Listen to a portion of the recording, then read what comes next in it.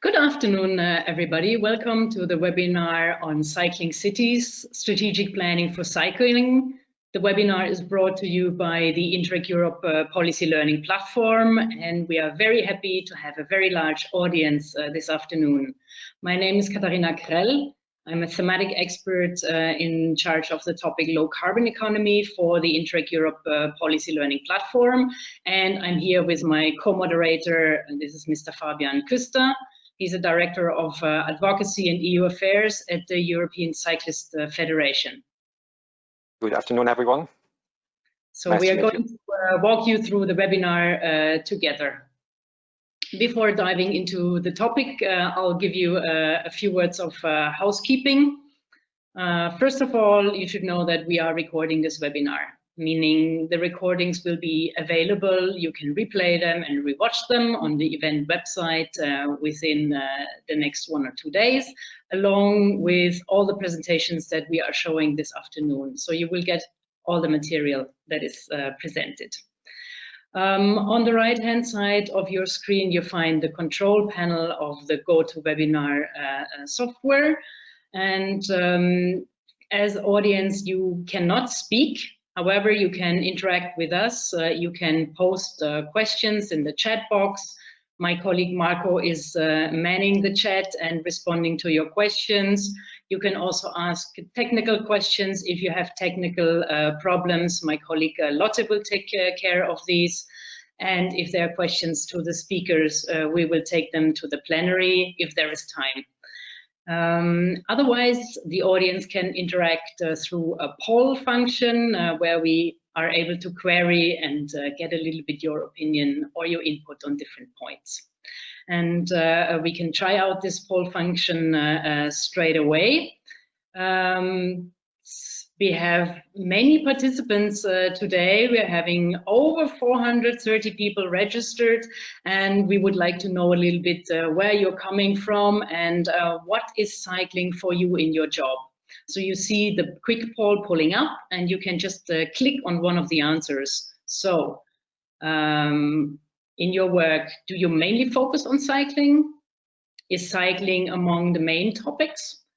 Do you work on cycling only from time to time, or you don't work on cycling at all and are just interested in the topic? Show us a little bit your background. Yes, and okay, so we have around 20% full cycling professionals, 36 cycling among the main topics, so that is probably people working on mobility topics overall. 20% from time to time, and 20 interested. That's a good mix. So welcome everybody.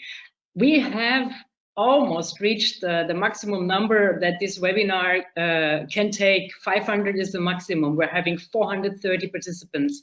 I'm proud to say that this is more than for the inauguration of Joe Biden.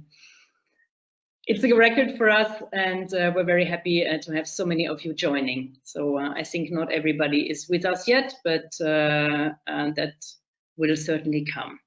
Okay, and so since we have heard from you, now you will hear a little bit from us, and I give the floor to my colleague Elena Ferrario, who is the thematic manager of the Interreg Europe Policy Learning Platform, and she will tell you a little bit who we are, the Policy Learning Platform. Elena, over to you. Okay. Thank you, Katharina, and good afternoon, ladies and gentlemen. Yes, my name is Elena Ferrario. I am the thematic manager of the Policy Learning Platform, and this is a very short introduction into this broader framework that allows this webinar to happen. The framework is the Policy Learning Platform, and for those of you that do not know us yet, this is one of the pillars of Interreg Europe, and we like to define the Policy Learning Platform as a space for continuous learning, which is dedicated to the practitioners of regional development policies. What we do is that we take stock of all the knowledge and experience and results of the Interreg Europe projects and beyond, and we make this wealth of knowledge available to all organizations that are interested in Europe. Why do we do that? It's because we believe in the power of cooperation, and we believe that collective intelligence is a way to make better policy making, starting from increasing the skills of those that work for regional development policies.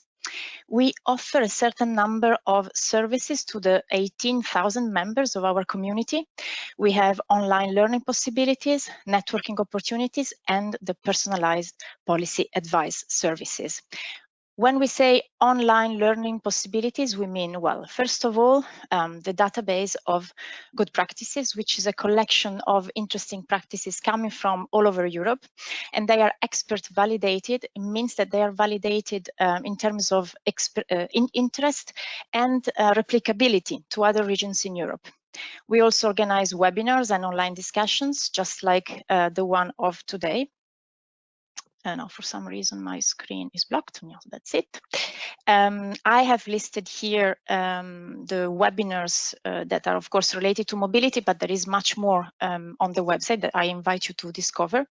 We publish regularly written materials such as policy briefs and a number of articles in order to stay up to date with the latest EU policy trends. On the screen, again, you see, well, a recent published policy brief on cycling cities. And finally, we also have a thematic newsletter. This is what we call the Policy Digest. Directly in your mailbox, you receive every 3 or 4 months the collection of interesting material that is produced by the Policy Learning Platform on a specific topic. It is very easy to subscribe to this newsletter. You just need to follow the link that is on the slide. And maybe one last word on the personalized policy advice services. This is what makes the platform unique, I would say. We like to give ad hoc support to the organizations that ask for help to us, starting from the policy help desk. This is a simple way to get in touch with us. You drop us a line and you receive comprehensive answer on policy information and advice that comes from, of course, the experts and also the community members. We organize matchmaking sessions. These are ad hoc meetings to discuss your specific policy challenge. Here I like to say minimum time, maximum impact, because this is just 1.5 hour meeting, but it's so thoroughly prepared by our experts, bringing together around the table only those organizations and people that can really make a difference to you, that can really bring added value because of their competence and expertise that are made available to you. And finally, the peer reviews. These are really the golden service of the Policy Learning Platform. These are in-depth exchanges with experts and peers from other EU regions on your specific policy challenge. But this is not a 1.5 hour meeting. This is a 2-day working meeting where the experts and the peers look carefully at your territorial context, look at your challenge, and after these 2 days, elaborate a series of recommendations that are really hands-on, that are really concrete, in order to help you implement them really starting from the day after the peer review. I warmly encourage you to have a look at this particular service of the platform. We have a call for peer reviews that is now always open, and you may be interested in having perhaps, why not, a peer review at your place. I'm always available to answer your questions, so please do contact me if you have any. And with these words, I give back the floor to Katarina. Thank you.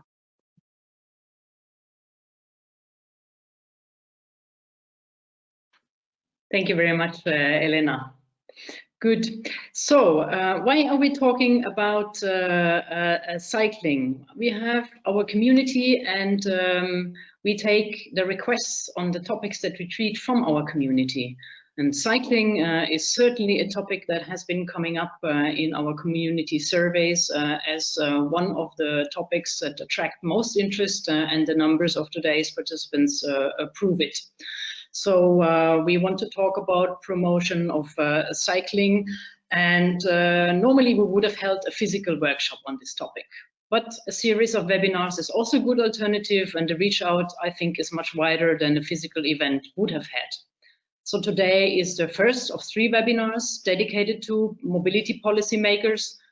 And the aim is actually to inspire them on how to transform the city into a city where a large share of the population takes the bike to move around, be it to school, to work, for errands, and also, of course, for leisure. So today we focus on the strategic aspects, on strategic planning for cycling, so on the overall cycling strategy and how this is part of an overall mobility planning. We will not go in depth into any specific measures, but rather look at the big picture. However, in the coming 2 weeks, next Thursday and the Thursday after, we will look at specific topics. Next week, we will look at infrastructure development, and we will focus on network development, safe parking, and interconnection with other sustainable modes of transport. And finally, on the 4th of February, our topic will be behavior change measures, how to get people to cycle more through awareness and incentive and behavior change techniques. So that is on the menu. And bear with us if today we are not answering all the questions. There are still 2 webinars to come. With that, I would like to introduce the agenda and the speakers. You can all turn on your webcams so the audience sees you. We have already had the introduction. Then we will have Fabian Küster, who will also deliver our keynote speech, followed by Klemen Gostič's presentation on the regional SUMP of Ljubljana and how cycling was integrated there. Klemen is joining us from the Ljubljana Regional Development Agency. And our final speaker will be Marina Abadía from the City of Zaragoza's Urban Mobility Department, and she will explain how the City of Zaragoza gave itself a full-fledged biking master plan. So welcome to all of you. Thank you for being with us, and it's time to give the floor to Fabian for the keynote. Everybody else can switch off their webcams. Fabian, over to you.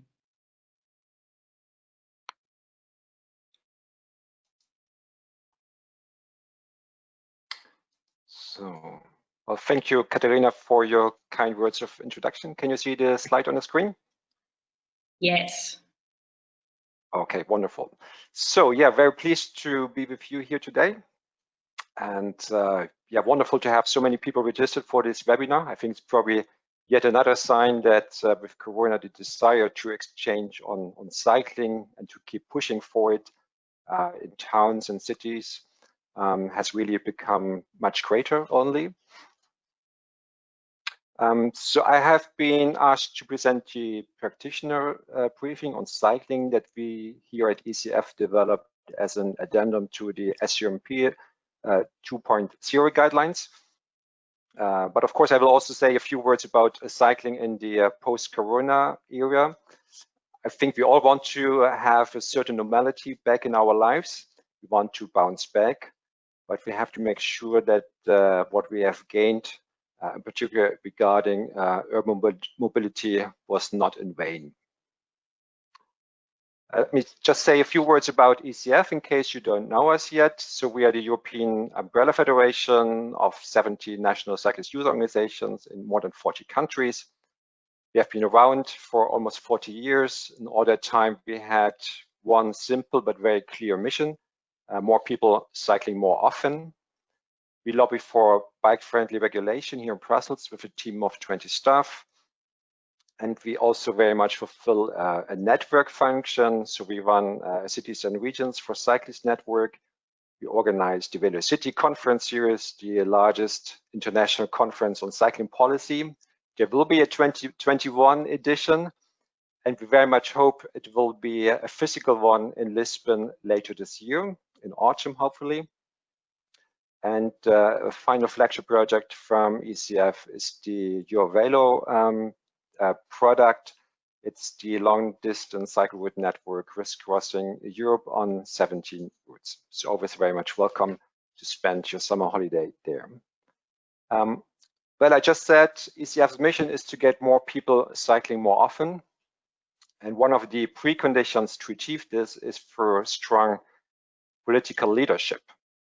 Leaders who have a vision for their city, such as Mayor of Paris, Ana Hidalgo, as she has for Paris, and with her clear campaign statement to make every street cyclable by 2024. And I would hope that from whatever city you come from, that there is a similar shared vision by your political leaders as well. But then obviously the question arises, how do you translate such political leadership into practice? Which brings me to the cycling practitioner briefing. In 15 minutes or so that I have, obviously I cannot go into very much detail, but I just want to remind ourselves of some basics that everyone should be doing. So here are my 8 key ingredients for success. No, my presentation is blocked. Okay. The first one, I believe it all starts and ends with a good cycling strategy, and that for 3 main reasons.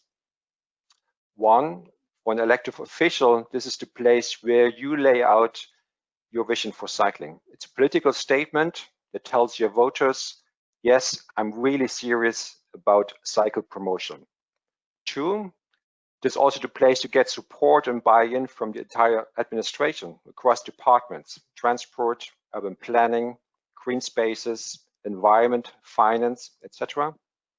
Get them really all on one page. And get a support also from civil society, academia, business. This is very important as well. And third, it is the place where you set your measurable targets and define action points, a timeline, and the resources that the city will invest as it implements the action points, both in terms of money as well as human resources. Cycling strategies typically embrace a 10-year perspective, so they definitely should look beyond the immediate 5-year or so term of an elected official, simply because it takes longer to become as good as Amsterdam or Copenhagen or whatever cycling city there. And ideally, there's also some level of bipartisan support to the cycling policy, simply to ensure that there's a certain continuity over a longer period of time. Second, since you want to change the behavior of people, you need to understand their needs. Why do people cycle? And I guess the simple truth is, at least in the case of Copenhagen, people don't necessarily cycle because it's good for the environment or it saves the climate, but they cycle because it's fast, it's easy, and it's good both for their bodies and their purses. Sorry. You could also turn that question around and ask why people are not cycling.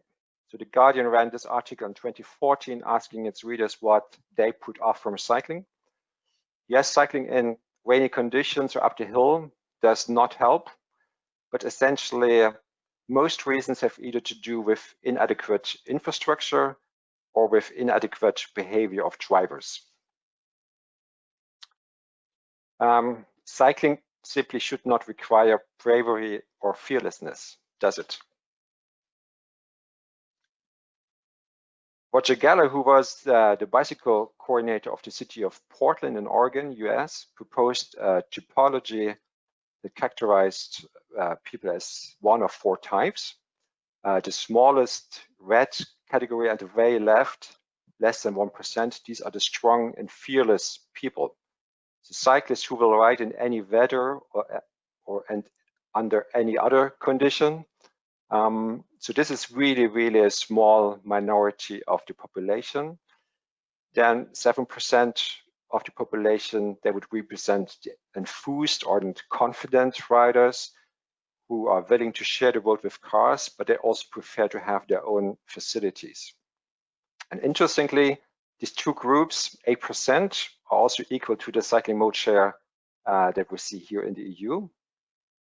And then you have the vast majority, basically, the interested but concerned 6% of population. These are the casual cyclists who would be interested in commuting by bike if they didn't have to share the road with cars. So this is really your main target group. And just 1/3 of the population, no way, no how, whatever you offer to them, they would not climb on a bicycle. Let me paraphrase the well-known slogan that Bill Clinton used in 1992 in his presidential campaign. It's the infrastructure, stupid.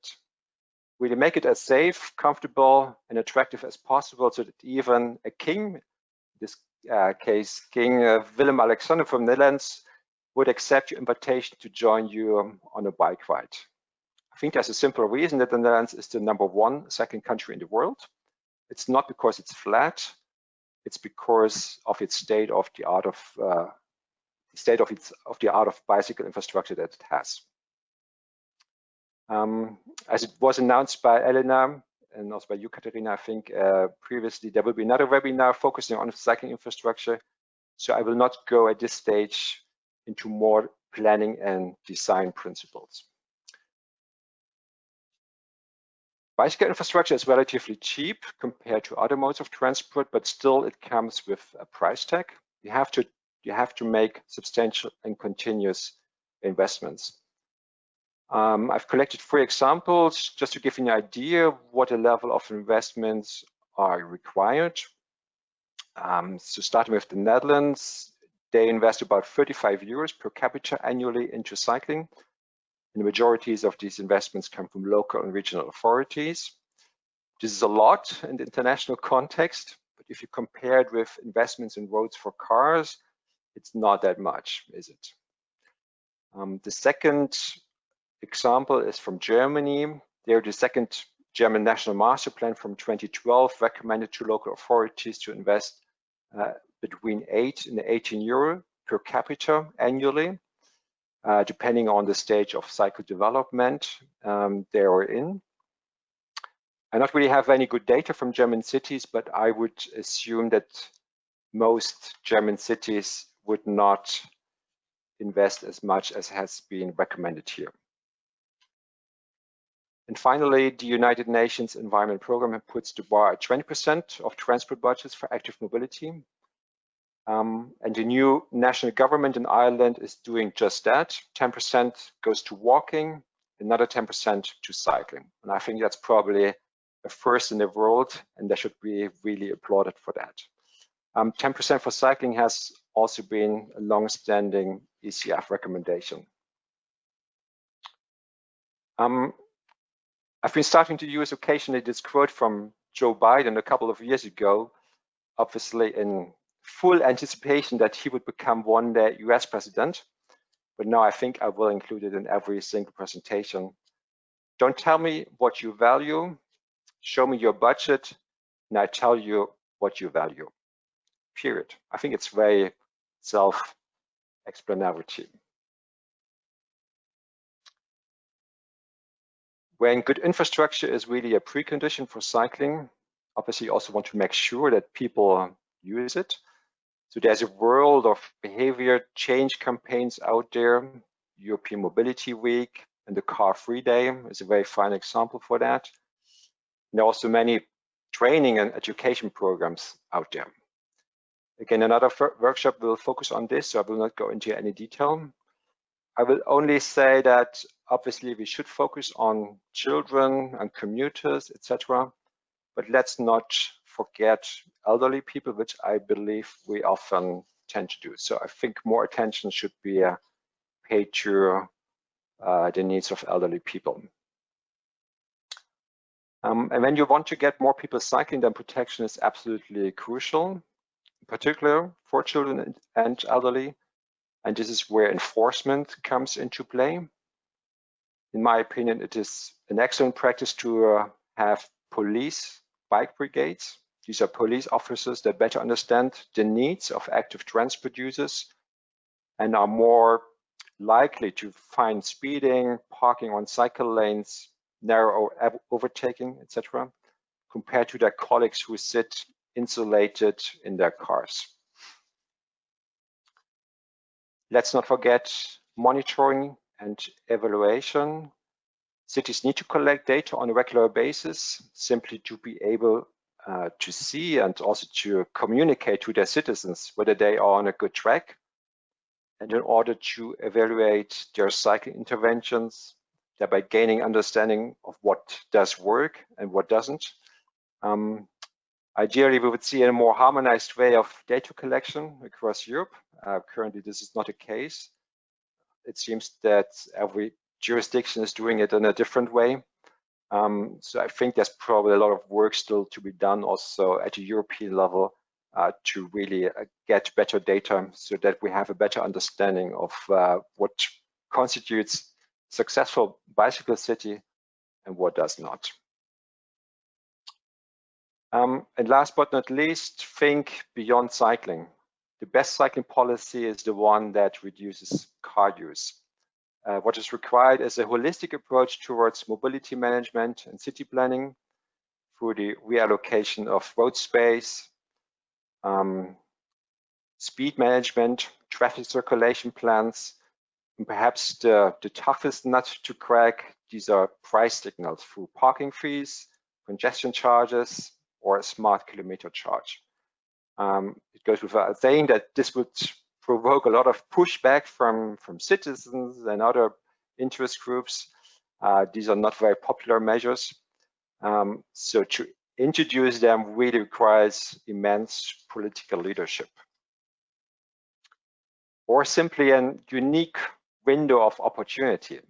Now, obviously in 2019, when we worked on the cycling practitioner briefing, no one could anticipate the outbreak of the pandemic.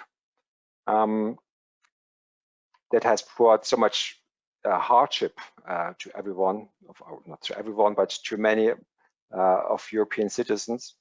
But despite the hardship, we all know also to the positive sides that has brought regarding transport and mobility. And these positive sides were clearly visible to many people during the hard lockdown in spring 2020. This is the Brussels Ring Road on April 5 at 11:16. Life was really standing still these days. And because of the pandemic, all of a sudden political decisions were possible that prior were almost unthinkable.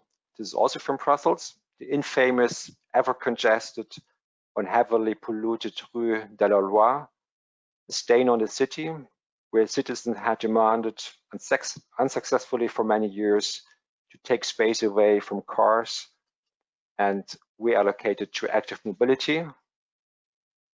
And then it was simply done with a space of a couple of days. And it has not been just done here in Brussels, but in cities across the continent. 2,300 kilometers of cycling infrastructure and other interventions were announced by dozens, if not hundreds of cities, triggering an investment of more than €1 billion. We have produced that tracker to monitor basically the interventions done by cities. And also this change has not gone unnoticed by EU decision makers. Vice President Franz Timmermans has outed himself as a very vocal supporter of cycling, and an explicit reference to build more cycle infrastructure has also found its way into the new EU strategy for smart and sustainable mobility that was published in December 2020. The good news is there is potentially a lot of EU money available that can be unlocked for investments in cycling.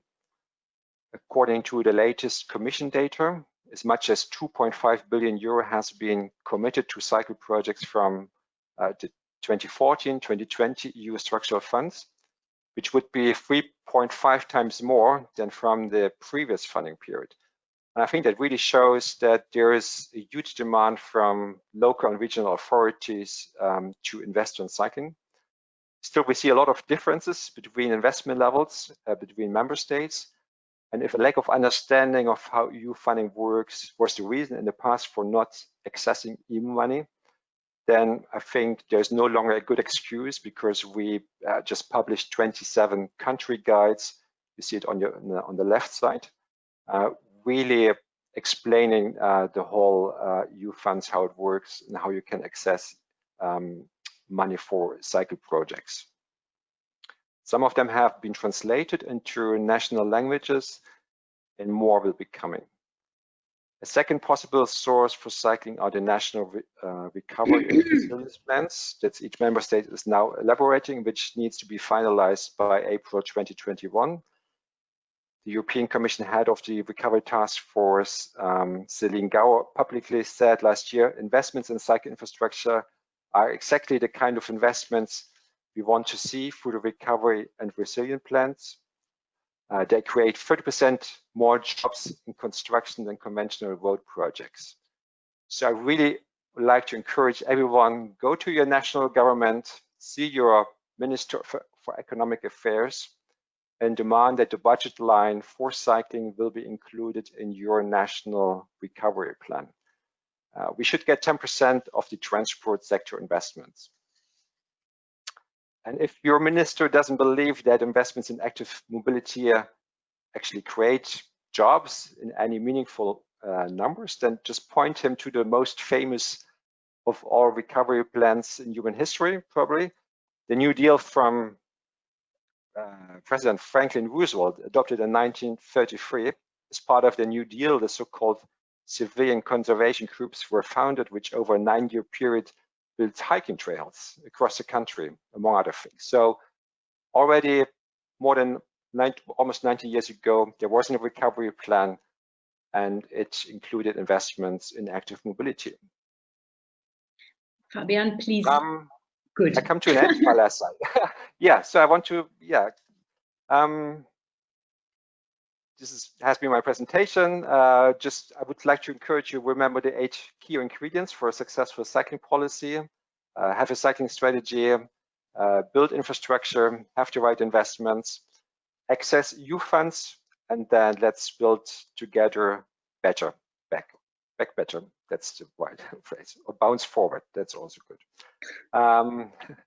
Happy to take any questions, email me or contact me on Twitter. Thank you very much. Thank you, Fabian. Interesting about the investments. Torben Heinemann is informing us that in Leipzig, it's €5 per people per year and capita. That is the goal for investment. And Ireland is commenting that this year the budget is 350 million for walking and cycling. That is €78 per capita. So good numbers and interesting to compare. Yeah. All right. So let's see a little bit. Fabian, you have made very much the case for a strategy. And to start with the strategy, Alpha and Omega somehow, let's see how our audience is seeing that. Lotte, please, let's see the next poll. We would like to know from you if your city or region has a dedicated cycling strategy. Yes? Or maybe you're just developing one, impacted by the recent developments. Or no, but you're thinking of doing one in the near future, or your policymakers don't see really the need for a dedicated strategy. Let's see, what is your background? We have 265 people who've joined in the meantime, so that's very nice to have. I hope not many will reply that they don't see the need for a dedicated strategy, because I think Fabian has made it very clear. The strategy is showing that you're serious about it. It helps you get support from the different departments, and it's also a way to raise money. So let's see the results. Okay, well, the majority already has a cycling strategy, almost 40%. That's very good. And yeah, in the middle, currently developing, but thinking about it, taken together, that's the majority. Okay, so that's good to see. And Fabian, what does that say to you? Well, it tells me that 2/3 of authorities either have one or are thinking about developing one. So there's clearly, they recognize the need to have one. I think it was a small minority that doesn't see the need, 11%. So I hope I could have convinced some of them at least. Well, maybe it's not the people who've joined, but the policymakers behind. So let's see if we can gather more arguments so that you can go back to your policymakers and make the point stronger. Okay, so I would like to call our next presenter, Klemen Gostič. Please, Klemen, switch on your mic and webcam. Fabian, you may switch off, and Klemen, the floor is yours. Hello, good afternoon to everybody. Just in the name of the Regional Development Agency of Ljubljana Urban Region, I'm very glad to be here and to make a vote for the strategic approach on the policy recommendations for the cycling in the urban and rural areas in European Union. Just to go directly to the presentation, just to pinpoint the area we are now talking about, or we will talk about this within this presentation. The Ljubljana Urban Region is located in the center of Slovenia. It's with the capital, of course, of Ljubljana, and altogether the whole region, it collects 1/2 of the million of inhabitants. So you would know the state of the art we're now talking about. And it holds 25 municipalities, which of course coordinated within this region as well. We have, let's say, 5 main transport corridors. I would say it's regional corridors, which are located on the flatlands, and they show us the perfect location where the cycling infrastructure and where the cycling is and can be even further more developed. The radius around Ljubljana in this map to our borders, it's 20 kilometers. So it's a perfect, let's say, location for e-bikes and other modes of transport, which can be, of course, sustainable in a way.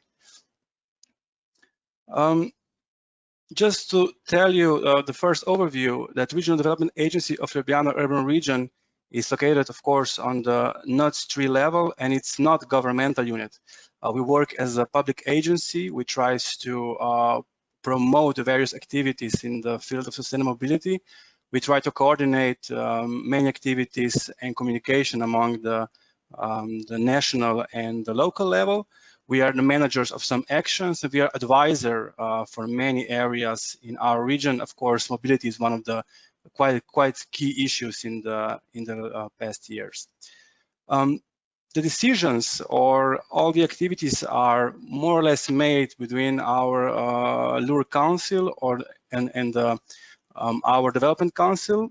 So we have many bodies which, of course, are coordinated from our mayors or any other representatives from the private sector or even the NGOs, and they all together form kind of a main, I would say, public board within which the selection of measures or activities are, of course, agreed and signed upon.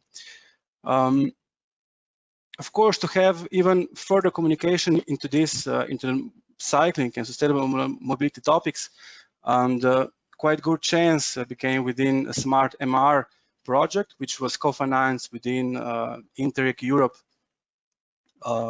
program. And within this project, we had a chance to make regional sustainable urban mobility plan. It is actually the first regional SUMP performed in Ljubljana, and for this way, it was an innovative way to make new changes on a policy level and to furthermore integrate all the measures and all the, let's say, stakeholders to have a common vision on the cycling on the regional level as well.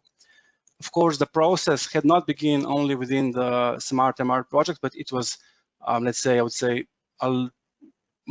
about 10 years of previous preparations and thinking about the improvement of mobility in the cycling in our regional aspect. But the document as itself was approved at the end of 2018.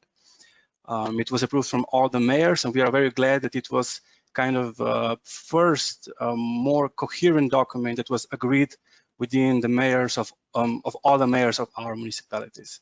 Of course, now we are in a stage of promoting the measures or trying to find, of course, the best financial ways to implement those measures and to include all those measures within the regional development plan, which we are now facing, and we are now in the phases of preparation. So you would see it's of course a long years to prepare it, but we are now happy to have this coherent document and to show it and promote it even further on.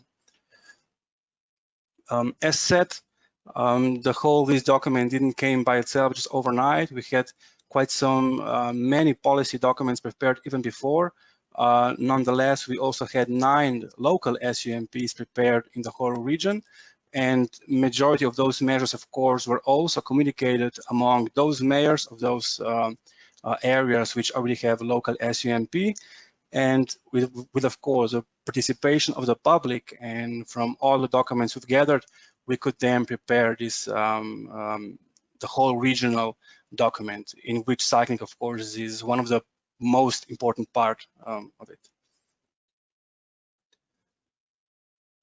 We followed the usual way of the SUMP cycle. Of course, at that point, the SUMP number 2 was not issued yet, but we followed the recommendations that were proposed on the local level, but we kind of integrated, of course, for the area of the region and for the, let's say, whole catchment area of Ljubljana as a whole. We also communicated with other regions in order to prepare this document. Walking as a policy recommendation within this document was one of the 5 usual pillars that are, of course, coherent, and we try to integrate within the document. First was, of course, also motorized personal transport, because you must know that, unfortunately, the picture in our region currently is that there are around 80% of current model split is in favor of car usage. So it was, of course, we had to make quite some good measures in order to mitigate this current situation. Then, of course, with public transport, walking and cycling, urban freight and logistics, and at the end, of course, spatial and transport planning as a pillar by itself as well. In order to make this document as much as professional as possible and to have the whole variety of not only stakeholders, but variety of professional profiles within the preparation of the document, we, of course, made, let's say, partnership, which comprised of geography aspects, which were, of course, dealing with regional planning and other activities. We included the Urban Institute of Ljubljana, Institute for Traffic and Transport, and the other agencies we are dealing with spatial policies. So we, as an agency, kind of led the whole process. We were also responsible for communication with the public, but we hold a red line, and we try to make this document coherent with those within those partnerships. The whole process take, I would say, a year or a bit more than a year to make. So it was, you know, the whole way around with all packages of the SUMP cycle. Just to place you in the current urban cycling state, I mean, where we are, the data that we are indicating from the urban cycling counter show that the cycling, of course, is increasing, especially in the last 5 years. On the urban level, the percentages of cycling is around 13%, but on the regional level, indicating the cyclists who would come from other municipalities to Ljubljana is only around 3%. And we, of course, with all the measures and with all the activities, we would like to improve this percentage even more within the next years. Ljubljana, or the whole region, as being a very touristic or very popular area for recreational activities, of course, the cycling is a great part of it. And just when analyzing all the cycling routes, I mean, these indicative lines on where you can find the GPS tracks and where people cycle indicate that there are many areas which are, of course, used for recreational purposes. But unfortunately, when you look at the infrastructure for cyclists in the urbanized area, you would see on the map on the left side that there are many areas that the lines for cycling are indirect. You have some lack of areas where you can cycle coherently to the urban center, and this is the area which we have to improve quite a lot. and make the safe and direct cycling infrastructure. So this was kind of an observation we not had within this SUMP, but now we have the proof that this is the case, and we can of course enforce more action into it. We have some good stories on the park and ride facilities as well, where cycling as a mode of transport, of course, for intermodality is included. Of course, there are many other countries who have it even more examples, but we are quite proud that Slovenian Railways and the passenger transport is, let's say, very in favor of this activity, and to make public transport even more available with bicycles as well. But then again, you have to have the appropriate infrastructure to appropriately facilitate this activity. 2 minutes, Klemen. Yeah, I will not go here into the details. Of course, we include the public as well. You can see in the SUMP document, which is located at the site. I mean, it's uploaded. We made an online survey in travel habits. We made 1,600 questionnaires to the public, where we, of course, interview the public in which measures do you want to propose, and on the mobility and other aspects as well. And of course, we had these public workshops with stakeholders and interviews, all those activities which are, of course, just usual within the SUMP process. Just going into the measures, with overall, we had 48 measures proposed within our SUMP, but around 15 of them are, of course, focused on the cycling. More or less, if we observe the intermodality, we focused on the accessibility to public transport, and we are planning, of course, to introduce regional e-cycling services. So it means you can rent a bike, of course, and use it for the whole day and make it as your daily trip.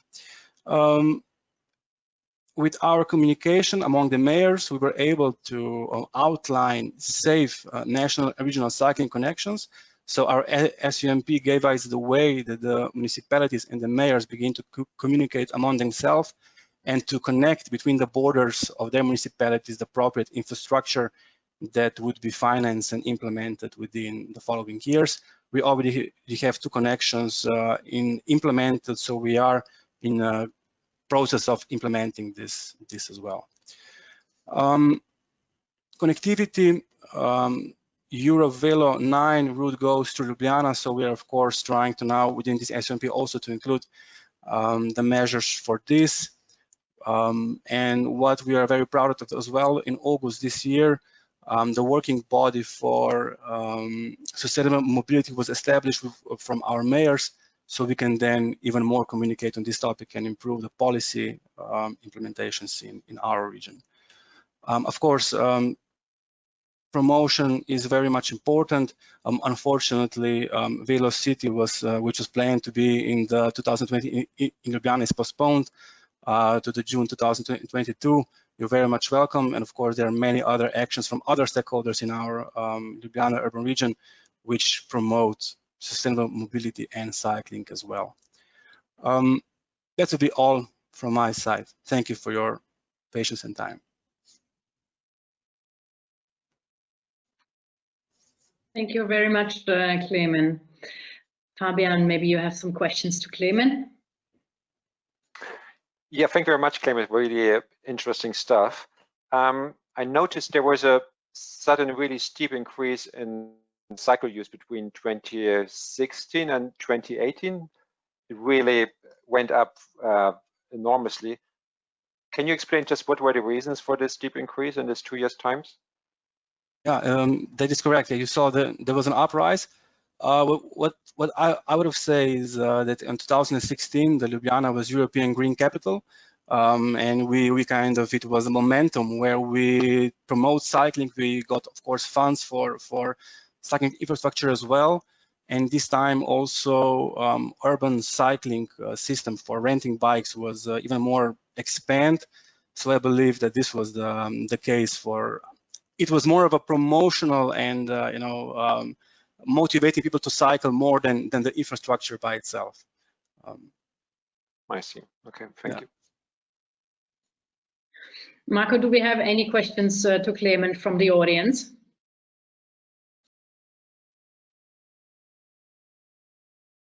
Yes, Katarina, indeed, we have a question for Klemen. There are some requests to share your experience with other partner cities in the Eastern Europe, for example, like countries like Bosnia, Georgia, etc. Would you be willing to do that? Yeah, we are open for communication and for promoting our practice. Of course, we're up for it. Yeah, you have my contact here. So yeah, and also the SUMP asset is located up there, and you can contact us for sure. Perfect, amazing. Thank you. Thank you. Okay, great. Well, then I would say let's move on to our next speaker. It's my pleasure to call Marina Abadía online. Please switch on your camera and mic and take the floor for your presentation on the master plan of Zaragoza.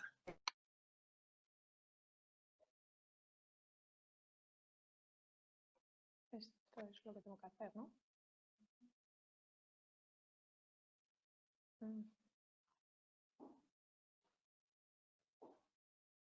Okay, we can see you, but not yet your presentation. Okay. There we go. Full slide mode. Very good, thank you.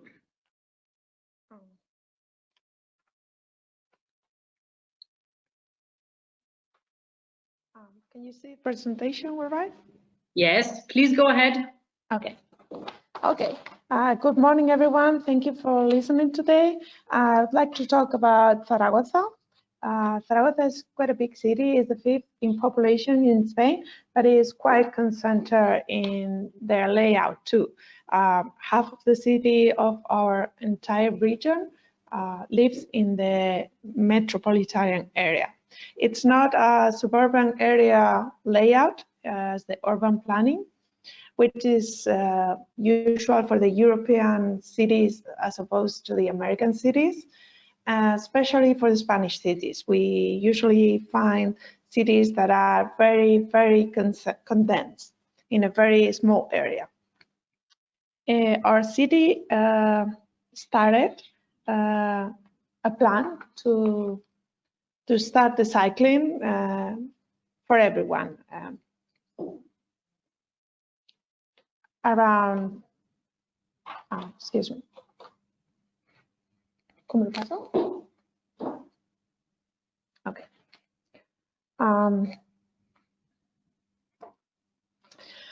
The strategic plan started around the year 2008. We had an international exhibition with the theme of water in the world. I don't know if any of you visited.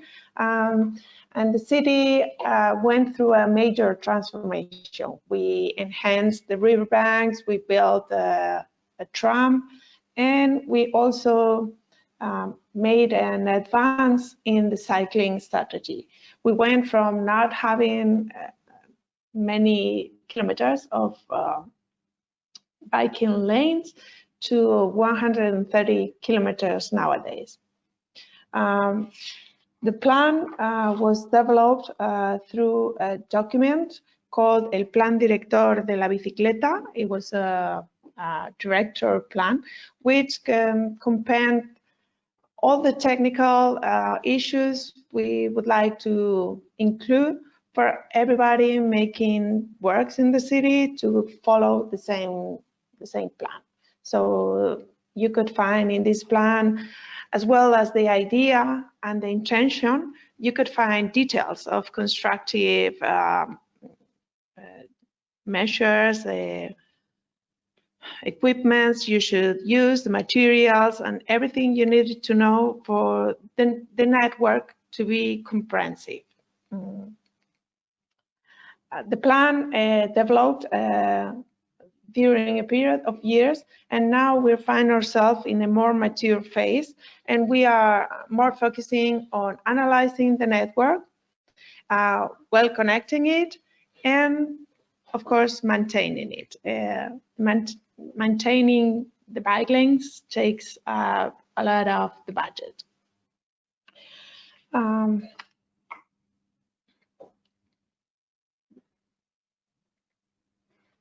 As you explained in other cities, I don't want to repeat all the master plan bicycle indications because they are more or less the same.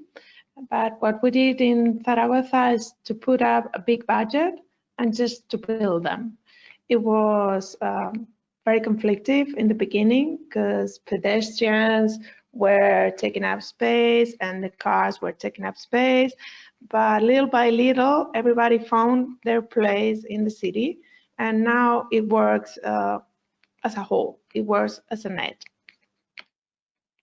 As you can see here, there's independent observers. There's several associations in city that direct to the city council with improvements, with demands. They all would like to expand and improve the network. So it's a very good exercise because they keep us in shape as much as the budget allows us.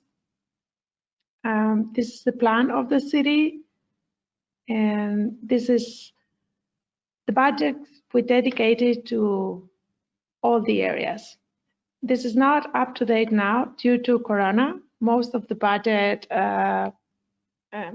efforts have been redirected, and what we are focused on right now is mainly in advancing and expanding the parking bikes.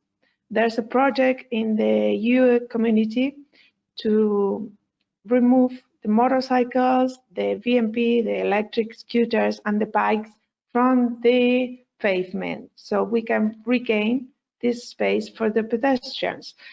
From a year ago, Zaragoza has started a big campaign to remove parking space for the cars and give it to parking for the bikes, parking for the e-scooters, and parking for all these new means of transportation. We are trying to consider from the very beginning the bike from a leisure thing to a mean of transportation. We want people to think of a bike as the way to get places. Here we have a big plan that integrates the whole aspects of the urban plan, which is not very different from other cities we have studied. The big problem is just to make it real in the street and to find space for everything. Inside the biking policies, we have two companies that rent bikes in the street. The one you're seeing on the right is a public company, and you can access to it with a card, a citizen card, or an equivalent if you're not from the city, that allows you to take any means of transportation, meaning the tramway, the urban bus, or the intra-regional bus. On the left side, you can see an electric bike rental company that operates in the city. This process is now going to finish for the contracts in 2023, and there's a process to bid for a new contract. The new contract is supposed to make together the bike rental, the scooter rental, and any other mean of transportation that might be invented between now and this date. Zaragoza is one of the first cities that had a legal policy for e-scooters, and we saw a very big rise on this mean of transportation. We usually think about them and the bikes as a combined thing. It's try to, for them both to share the space in the city. In Zaragoza, in the beginning, we used to build the bike lanes at the level of the pavement. So people who never had a bike or people of all ages would be encouraged to take a bike and go to the street. Safety reasons mainly. This was very, very expensive and took up a big budget effort. And also it was very difficult to put in place because it takes time. Now, 10, 15 years later, we consider we have a population very used to ride a bike. So we are just expanding the network in a much cheaper way. We just take painting and we just take up space from the road. Our regulation allowed the e-scooters to ride in the streets, which we call of calm traffic, which are limited to 30 kilometers per hour.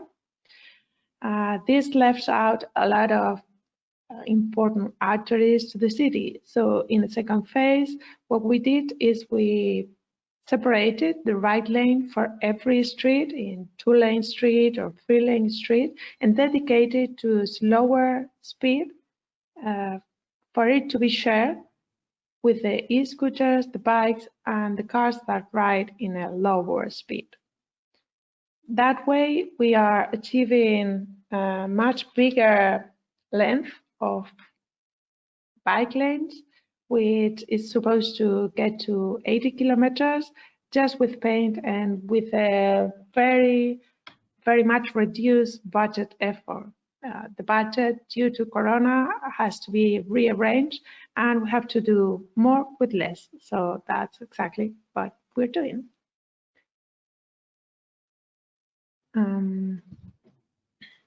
There's different campaigns to make people think about the bike as an option, because we want the bike to take up cars from the street and not take up passengers from the public transportation or the walking.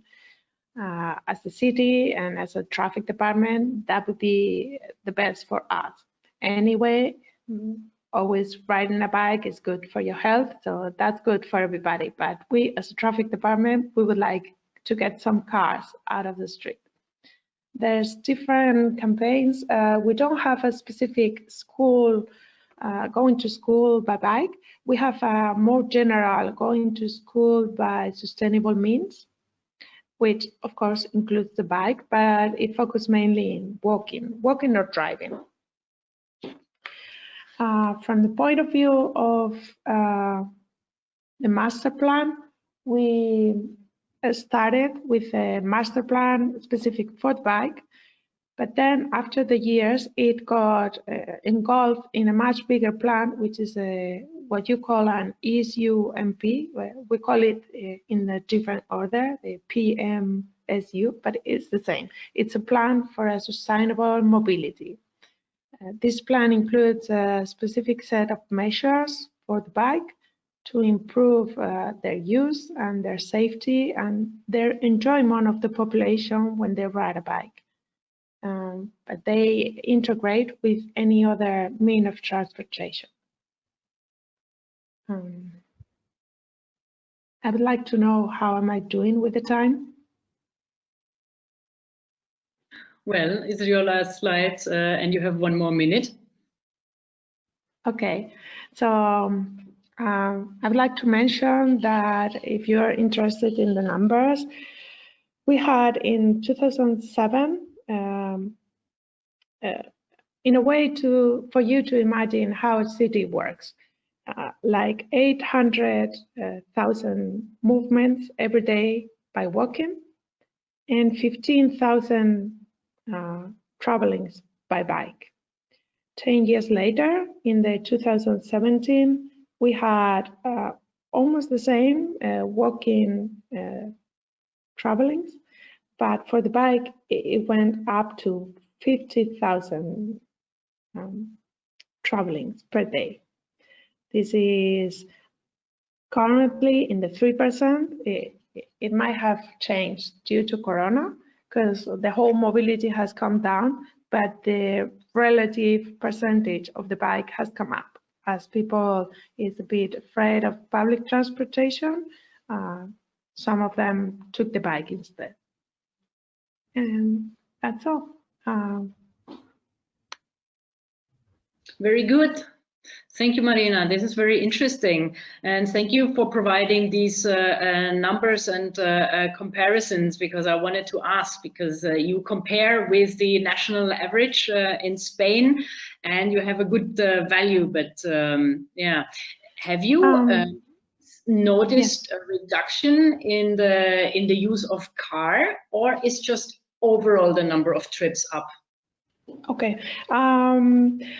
I'd like to mention that I forgot that this is today I'm covering for my colleague, which is the chief of the bike section, and this is one of the sections I'm responsible for, but it's not my specific section. So one of the some of the informations I gather are more general. The specifics, I think she's on leave due to sickness, and I'm covering for her today. So what I can talk is about the general mainstreams, the general tendencies. Due to Corona, we saw a lowering in the whole mobility due to teleworking and stop of commuting and reducing of the general activity. The shift has changed too. There's more bike in relation to what it was, and there's more walking, and there's much more e-scooter. The e-scooter is the one which is rising very much. Some of the countings discriminate. Now we have the technology now to make the countings discriminating the e-scooters or the bikes when they go through the bike lane. And if the bike has increased in a 30%, the scooter has increased in the other like 40 to 60% in some places.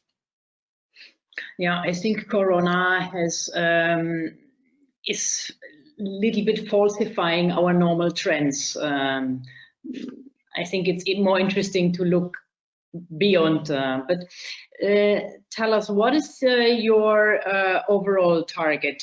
Where do you want to go? What modal share for cycling is foreseen in your plan? We are letting aside Corona situation. We were around 3% of the daily movements made by bike. We would like to raise that up to 5%. Fabian, ambitious enough? Yes. I mean, you can always, sorry? Yes, 5% of the whole, of the total number, which is rising up. So if we are in 50,000 rides by bike per day, we could go, it's a bigger percentage, but from a bigger number. That's what I mean, the whole movements are going up. Well, I think in the Spanish context, this is not a bad objective, isn't it? No. I had a question regarding removing car parking in the inner city. Yes. Experience showed this usually creates a lot of conflicts or pushback from people who have to give up their car parking. Yes, how do you moderate? We're making a lot of friends.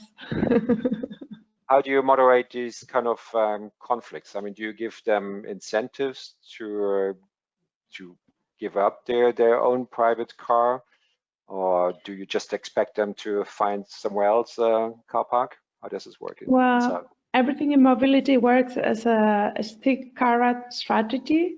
As the car gets more and more difficult to use, people tend to shift to another mode if they can. And then we promote the bike and we reduce the car.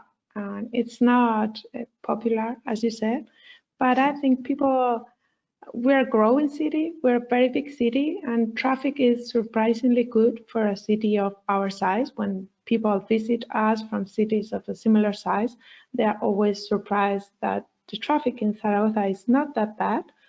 And we try to keep it that way, and that takes a cost. You have to do some givings in order to keep that in a good way. Yes, we have already seen some interesting examples from other areas also in the promotion of public transport from Zaragoza. So obviously you seem to be making a lot of effort and it pays off. It's true that we are not working isolated to the bike. It's a whole strategy. So people is used to give up things for a better future. We did it with the tram. We forbid a lot of areas for the transportation, and people were, to be frankly, they were furious in the beginning. But then when it was built, everybody was very happy. It worked very well. The numbers are showing more and more use of this clean, sustainable transportation, and everybody started to demand a line for their neighborhood. So we went from one kind of conflict to a different one, but in a positive direction. That's a nice story. Okay, I'm looking a little bit at the time, and we have some questions in the chat. Marco, do you think one is of particular relevance to Marina?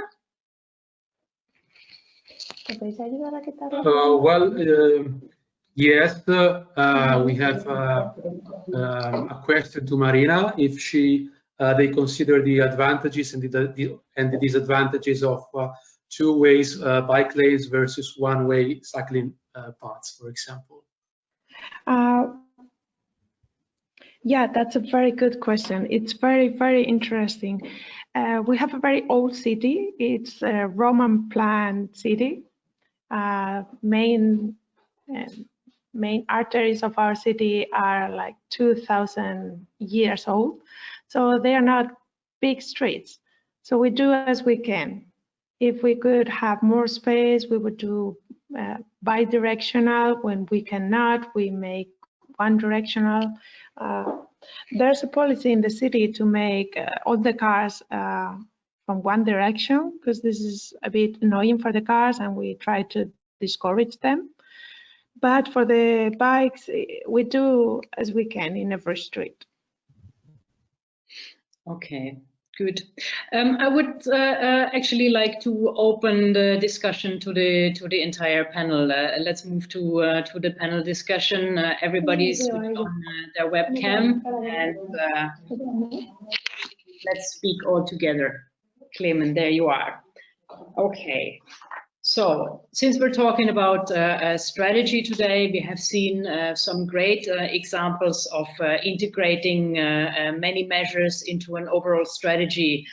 But policymakers typically want to have quick results. So, what do you say to the cities who do not yet have a strategy? Is it okay to start with one concrete measure which might show quick impact and be more popular? Or do you really recommend that they sit down and draft a strategy? And at the same time, we can query our audience while you take the floor and answer. And I want to query the audience, how important do you think it is to start with a proper strategy as opposed to one attractive real measure that is maybe very visible and very popular? So just take the poll, and one of my speakers start answering the question.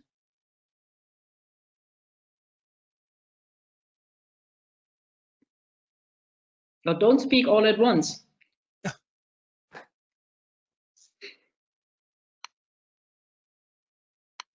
Okay, maybe Fabian, you want to answer first? Well, I would say in an ideal situation, you would start with a strategy, because this really sets the framework and then all the individual actions can follow. I mean, obviously, I could also understand a situation when you basically start from scratch. There's a new counselor or alderman for mobility coming in. It takes time to develop a good strategy, a year or two. But your audience, the people who voted for you, they are impatient. Huh? They want to see, they want to know why I voted for you, and so they want to see change fast on being implemented on the street. So I can understand as well that there is a desire to quickly show to the people who have elected you that, you know, you elected me for a reason, and so I'm getting stuff done. But I think ideally it should be incorporated into a strategy so that everything is nicely linked up together and makes sense eventually. What does the audience say? Extremely important or preferable to start with a strategy? So there's over 85% belief that it would be better to start with a strategy. All right, I think it's a no-brainer then. Klemen and Marina, any comments on that? Yeah, of course. I would agree to the others and to Fabian that the strategy is of course the first one, especially when you talk about the regional mobility as a whole, where actually the infrastructure you're trying to implement on the regional scale, it's quite hard to make a pilot and to say, okay, I will now build, I don't know, the 2 kilometers of section of cycling paths and then decide to maybe to remove it later on. So you have to have a coherent scheme, especially among, I mean, in between the municipalities on the borders. They are, let's say, usually the most problematic points where we need to have strategy where the locations of the cycling paths will actually go. And also, I would observe this as an answer to, if you want to make cycling as a, let's say, in a way equal to the other transport system, you would of course need to have it more structured, more evaluate what to want to achieve, and the partial method just doesn't make the same effect. So yeah, I would go of course for a strategy, but sometimes some small measures can improve the let's say the cosmetic topics about it. Katrina, for us in Zaragoza. Hello, yes. Can you hear me?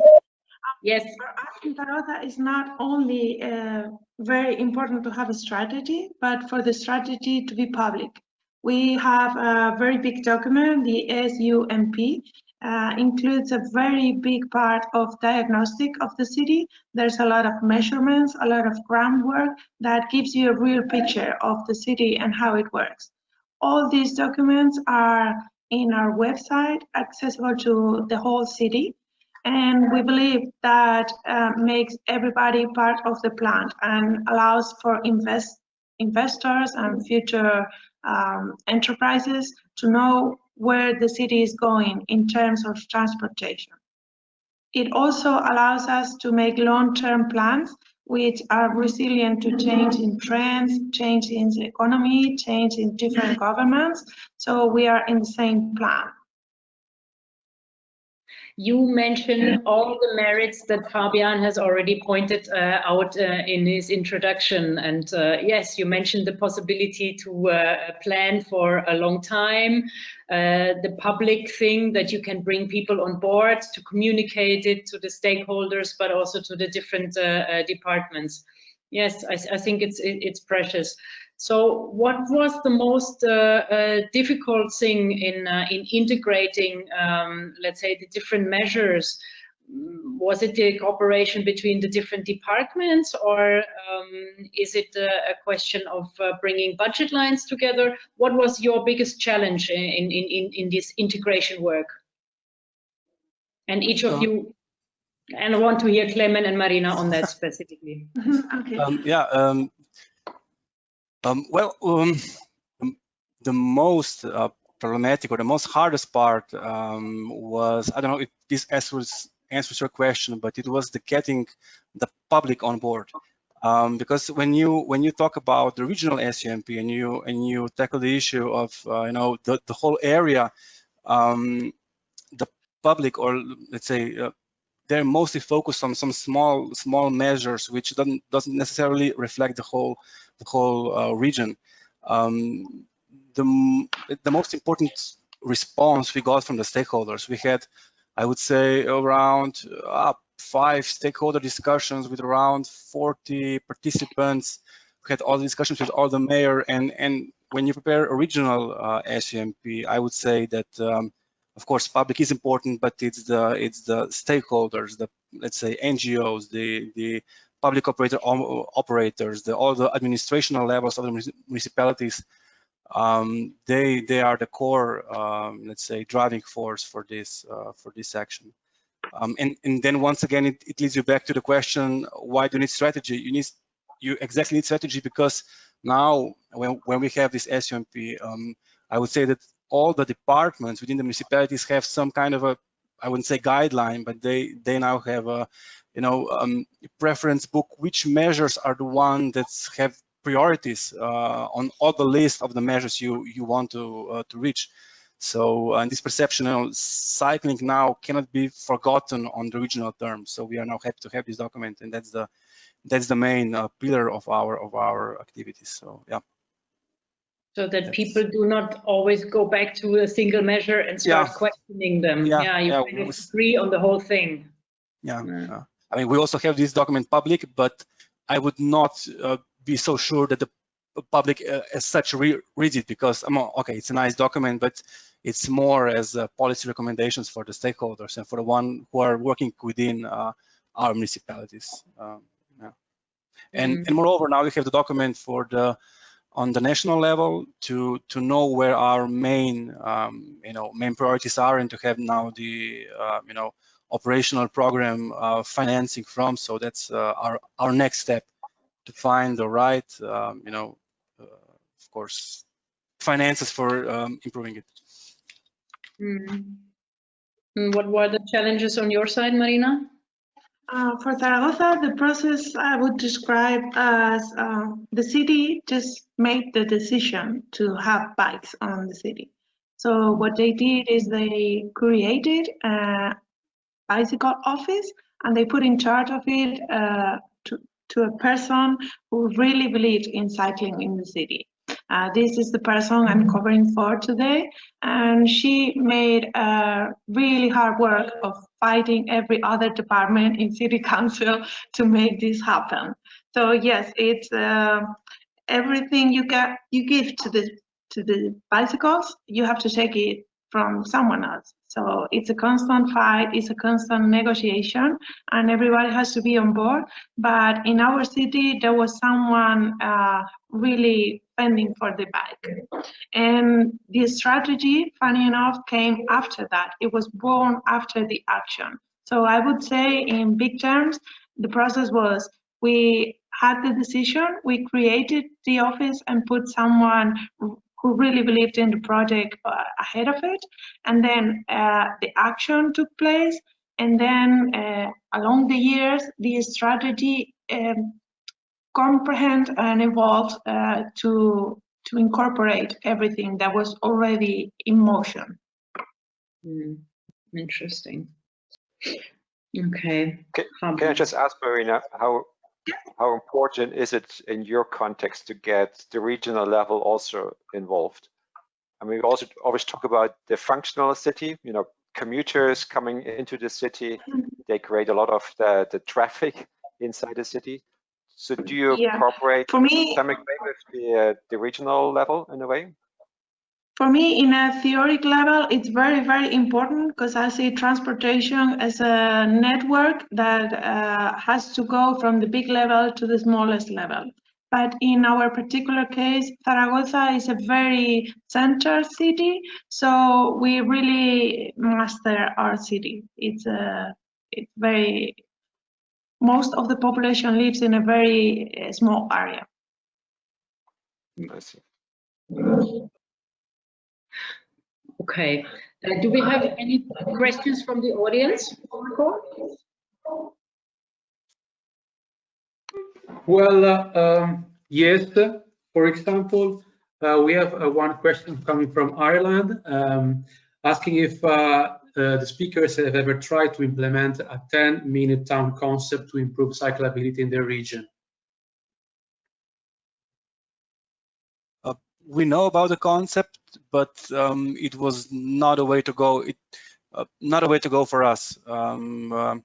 We are trying to kind of develop the areas around main train station, which would go to the 10-minute city. But no, we haven't used that concept yet. No. Excuse me, could you repeat what concept are we talking about? Yes, of course. If you ever try to implement a 10-minute town concept to improve the cyclability of your region, in your case, your city. Now I understand. I'm sorry. We call it 15 minutes town. It's a bit bigger here. Yes, we do. We have talked about that, and most of Spanish cities naturally are born as 15-minute cities. We have this slack here. Okay. Another one, Marco? Sorry, I disappeared for a moment. Yes, one other interesting question for everybody is whether you think that the bike can really progress as long as the car is allowed into city centers. The short question would be no. In our case, no, unfortunately not. Maybe just a success story from Ljubljana. Just also part of why the bike was increased also in 2016. It's also about in 2015 we made one street, Slovenska street, which was before used for cars, and then we make it kind of a shared space principle, which was used only for bikes and public transport. And it's located in the center of the town, and it's kind of connecting north and southern area of the city. And it showed that it's the right way to go, more or less. When we close the area, the ones who were in Ljubljana, they know that we have expanded our pedestrian area quite a lot, and it shows that when livability increases, of course, maybe when you put cars out of the city, livability increases, and then you also have cyclists, but of course they have to cycle on the quality cycling infrastructure. But in a way, the cars should get reduced even before you implement successful cycling infrastructure. For us in Zaragoza, we have a very big area of pedestrian area in the center town where cars are not allowed, but we don't allow bikes in pedestrian areas either. So as the bike is considered a vehicle, it cannot go on the pedestrian areas. This is how it is now. But I would like to mention, this is a particular opinion, that it's not a matter of a bike against a car, because it's a matter of citizens moving along the network. It's the same person who goes by bike in the morning that then needs the car in the afternoon and then goes by walking the next day. It's the same citizen that uses different means. So we work to provide a network that is well connected, so they can switch mode to mode and adapt to their necessity at any time. They're not different citizens that go by bike and then that go by car. It's different times of the day or even different times in their life.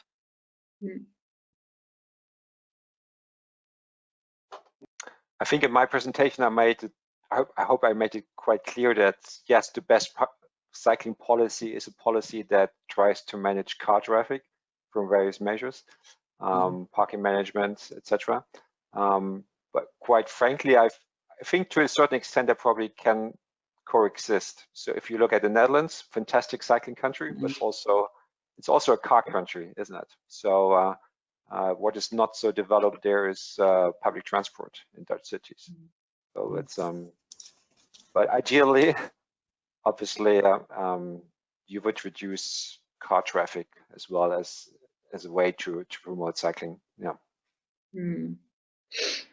Okay, a last round of questions with short answers from everybody. We have seen the EU Green Deal and this much higher importance of green topics, which certainly is also bringing an impact to the mobility world.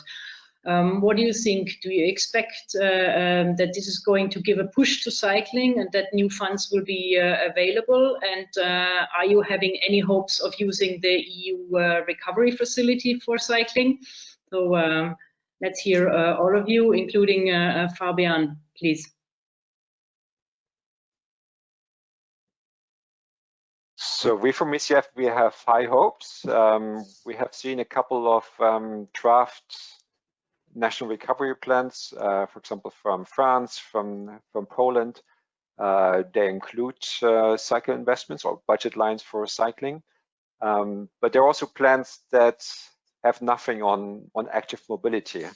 Now, I think Spain is one of these cases. So I think that's also a call to the colleague, just approach your national government and try to make the case to get some investments for cycling from the Spanish National Recovery Plan. Well, we as a region, we do look up for it, yeah, and we also think that the Green Deal would improve the situation. Yeah, that's my opinion.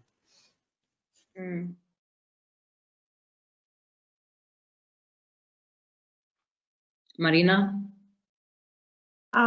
For the budget, what we do is we have our lines in our SUMP, and whenever Europe offers some budgeting or some funding, we present the same projects. So we present projects that go along with what we already have in plan. And as much as we can get, we will enjoy, of course. One of the panelists, one of the audience was saying, why don't you all go for cities with 30 kilometers traffic limitation, and then you do not need to have any investment in infrastructure for biking? What do you think about that?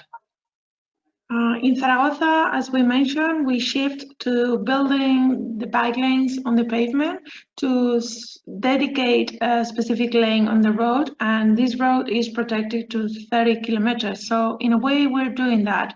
What we don't do is to make a general forbidden to the whole city, because it's not very interesting to apply the same rule to different areas.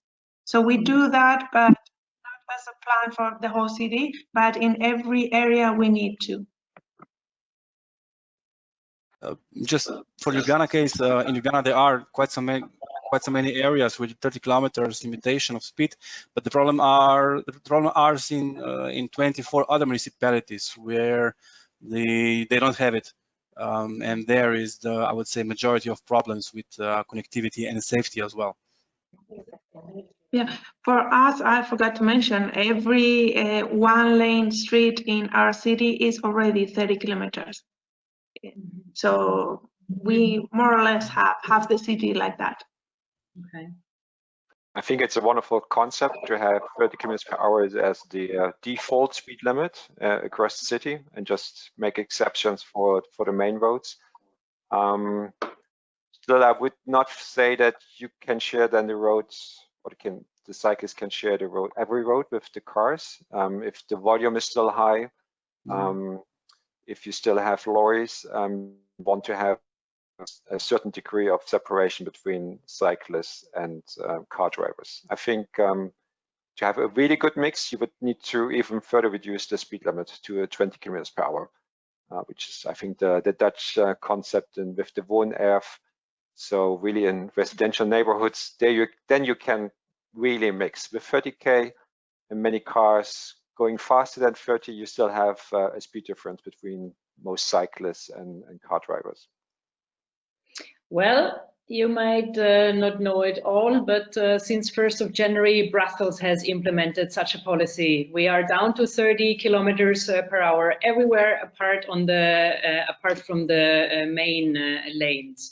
And my hometown, Freiburg in Germany, is wanting to become the first German city who experiments with a 30-kilometer reduction. And you can imagine the riot that is going on.